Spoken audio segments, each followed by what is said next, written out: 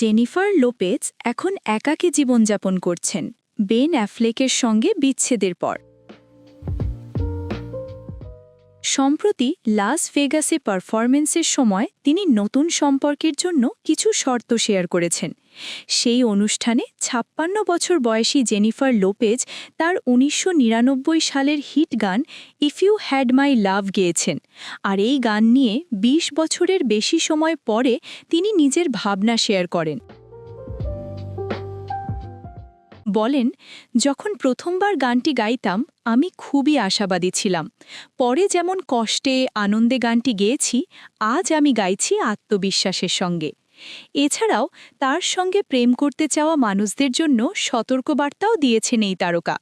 তিনি বলেন, যদি তুমি আমার প্রেম চাও তোমাকে সেটা অর্জন করতে হবে, আমাকে সঠিকভাবে ব্যবহার করতে হবে, সম্মান জানাতে হবে, আর আমি যেমন সেইভাবেই আমাকে গ্রহণ করতে হবে।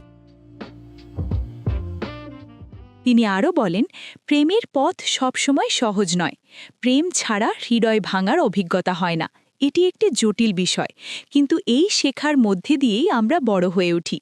এদিকে বেন অ্যাফ্লেকের সঙ্গে চলা সম্পর্কের সমাপ্তি নিয়ে তিনি বলেন, সব শেষ, সব ভালোই চলছে, সুখের যুগে আমরা এখন।